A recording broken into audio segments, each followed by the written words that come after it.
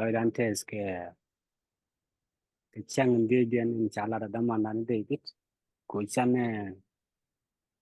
ye ke no to kon ko ho am or kon ki mo tel man ban de yer ke ja ko to kon ko ho mo ben emna ban o ke changan bakelen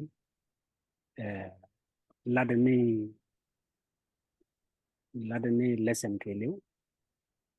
bi damanda na de bi ko kon nyoko lokko be lesson be nyoko ni kuje samrai ye be la de check kuje mo damanda na de bit berkel ye postel bi changan bakelen Gwa chilo te damar tulam ka gwad ni kona chub gwa me jen men chale rip chara mala changen bakalien min la kon min chagor ka bong to good kona gor bu kona nyel min chale bogon kwen kona long jen bo chale get controversy de kon dial chumun go mitran ke bang de bogo me de gor be o gor de kwen do di download de ke internet di je ka di chuk to content lo di ka kwen ka kuje mo chai cher to cha ga lat gwa me du no bro dien bi bro do reptin bro do rep nyam me yo ba kon mo nang ka tin to tin cha tie jo ko da kon kuen dan ke ne dien dan ka min ke le senen badak dien ti jo badak dien de kon ko lo rep ya pal lo te kwen yal gan pin go ne yo ne wo nyam ko gut ni je ne me long ne ko rie dial ti gor tin chak ma tin bat ta kan ga lon gwa re te ga bố này có mùi này cái liang cái dân sang cái me cái này thấy như điều con trên cha mặt trên bố này lo cái lối này kia người chỉ đi chụp coi đi em ya đấy nghĩa đàn cái liu chỉ con cái nín đăng đi dia sang cái lát vì làm gì thế các bạn đăng chỉ sang đi dia nó đôi xe chụp ya gore đi vô jog bố cái nín trên có kiênวันcái này sang cáiวันcái nín dia trên có kiên mình nghĩ con cái liu ấy jogo này me lat con boy en be gwat parliament ya mi chan boy mi si joy gwat parliament mi chan jenen de kon ngwan de kon kalat gwat parliament ro de tele ma dong lat kitin jen chap ke ne ke lat kitin ro ne kal wona go ro de wona go dit go ro ci kon go to ci kon ko gwit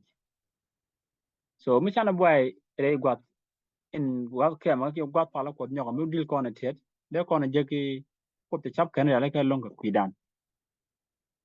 atoke ni ke gwat e shala la to kru di kine gudu kudio mena ka 1844 kon yu jege cha luglo do cha to but gwad lo kana tin gwad ne dit go de rode en gwad mo do chi kon de chuktin but chi kwarji chu doble ko kidan ko ajaramin kap kai lo ay ke gwadan ka jala horan ki mo malat kon luk minen kon re gwad pala ko ki gwad ke ma ko do bo kon luk nen la dum te ke lo ay kon mun kon non kon te lo ay ke na ngat ko e ye chu lugo ka jen wor kon ya min chan lat ko gudien man kula rep chara man dong dara ore ko kwen ke jare bo kon cha gore gam dit ke gir controversy cha lar mi go kon ta le ye chu kwidan gwad lok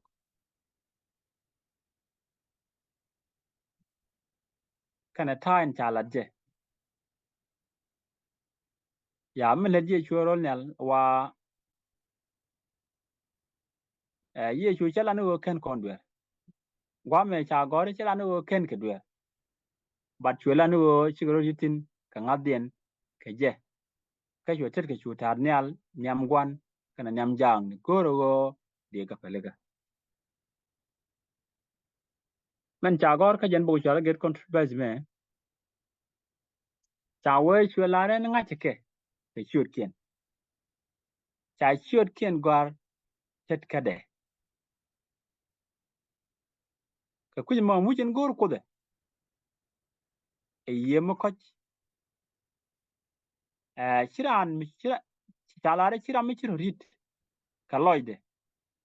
bilog lo kut man cha godi cho jende kel bel baro riete chwe laramin go anji kware chalare ichi kunyal ji kwedlo shitan shi kunyal shi Jerusalem mek ji kwed raja me dong tim kone ka Joshua mala kona lingo nene shi gung ni Joshua chawi chong niam kot ke be ni lot aman chung gwa ji zwe la bot fal meni me shi jaw ko go pela je tai che yai kwed shitan ko raman yen Israel ro shi ji kwed kuje mo cha bi ko ji be tin chi lo pon Joshua ko mo je ke be ndi go me chung ko gwa dan kone itin tere ngada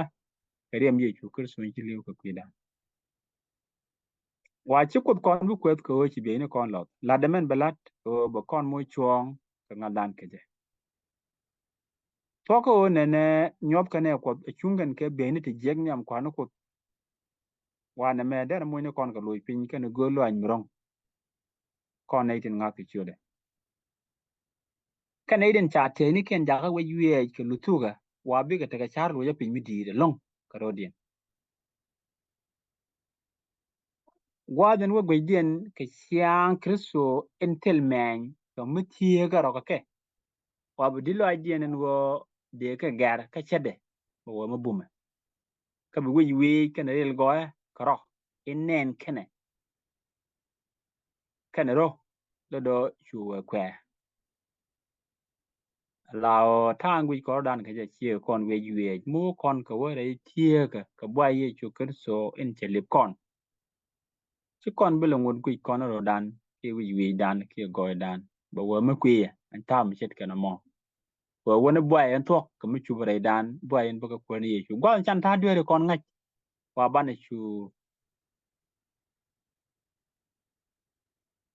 ban chu la ne ker so la chiang chung na dan chiang le dan ma ni chiang du la chi kon tin gwan ka kon chetan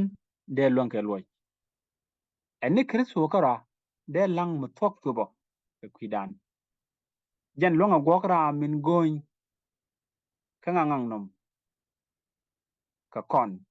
longa je gwok ka ngang nom mi chi ba let kon ngang nom to bi chue che ba ka tin kon galat be ka men chalat ejen na me di yu kon ke get controversy can testimony for the church volume 5 page 471 page 472 ka kuje mo wa ta ko ni changlul duer min dit ala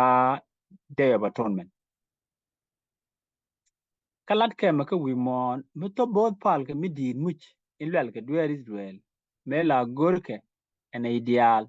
o bra rit ke duer ke baro loj pin nyam ko ma ken tuogno ba ken ne to pograr re dula ino ba ne ideal in cha chut ken bu wo re war ga ka te ga teme kama kanti ko je loaj kwidie ne gege e ka lo ni ro pin nyam ko e ka nyu jet loaj in tok ka kwidura ka riro ka tok ka riro ko tok rani ro ko tok loaj atel me ban ke jor ne me jara jin chalat mende ko ro dare ke je man la kwen ka get controversy ya mi yana tin kor men cha gor ka tin ni cha kon te te nyam tin ni ka dok ro din cha kon te ye charen mit la ye a charen mit la ye je ka jimon wo kap ye chu tet ke tin cha mu bod nial ka kwidan nyam gwa ngu la ye je ka jimon mu chet ke na mo ka ngu de ne me ajen ngadan gwa lo eno kap ye chu tet ke nial nyam gwan ti cha mu bod ka kwidan ngu la ye ne ala chere ka dum enta la jin yenen char ma chet ke na mo ka ba tet ke tin cha pat ke mu mare ka ba kenyal nyam gwan wadan mula je ja ka kono kana me ko jala ngadan to gwa logo e char kono ngude ko la jen min bum ni jene je gwa logo men dang dang ngadan men dong dang ngadan ke le de tom tene tok tele kon mi chanela amen ye chulat ka ra nyam gwan mu guro de ko rep ke loñ mi tot cheng ko lo rep nyam nukot jala kona nene mi ye tere kam nial char kona ye tere kam nial min jwai ko dala nyam gwan tedin cha mo ke bot ko kwidan a con như cái con nó con là long ya gor de ne yaw tet kede ni mala con ku ji mo ajen na makara la men ngat con ma gwalo men ye chu kar so la tawde ta con jo chen ko le ni chang lul ala de baton men lul lat ko en kane ji duere tin ci bak angude chenkel misali lat ko ku kane ji duere atung mu gwa ka jamo chen ko le ni chang lul lat ko en kane ji duere tin ci bak ni ko le ngi nono ku la ngwen de chenkel misali lat ko ku kane ji duere at good news ke tung mu gwa ka kon ka jamo chenkel mo muda good news ka kon ka jamo o chang ba kon lu ka jen chang lul mo chang le ga na ye chu kar so jara wora te la kon ramadong bu kon kwet ni ye chu kon wa ngat kon min cha ngat kon chiang gere dan rit ko dan tin che men chi kon kan ka lang ji suel ka li bai ni won an wo chang lul a ji suel da ro ni je gu ken min cha lat gwat pal la kai lo en cha nyot ke du ke chiang gere dien lok bu lo ni men chu ko da la ka ku dien ku ji mo ma no kon bo wa no te chang lul me re dan ngai kon ye chu ran bana men ye chu la ki dan dir kam ni ala mi dini ya ka bana chiang gere kon bo kon cha ri ja ban rit ko to kre lo ni kon dia dien tawa gwi min cha la de len ji wide en wona ne ka ni kre so kara de lang mo tok to bo ka kwidan jan lunga gwa gra min gon ka ngang nom mi ci ba ka let kon du no go be ka je wadi ngal mo kul jaga dundu di en wo lang am tok kam man de tuk e yi kre so ci kon ka ngang nom man tok en de gwan jeng ne gak kre gon ye de ka kon e yi chu de to bo ci kon ci let kon ne me de kula ngat mo tok di ki de kan de la dundu mi de ngat tel do bo dien ko ma ngai ran ro de karo ade tel mi ban jaga ngadan karo ban dil jek ni man ye chu kar so lat ku dan ko chi kon ngat ki ji kon no kan ya chen kan ti dial tin cha te long ke mi la de ka pe yu te kon gwan rong ma ga je long di ko go ken tin dang jo ko ti ni re bok du man kwen ge ji la bok chang long du bok dil go ra chang long go re je bi ga kwen ya bro do lo ka bi lo in ti gre man ti re bro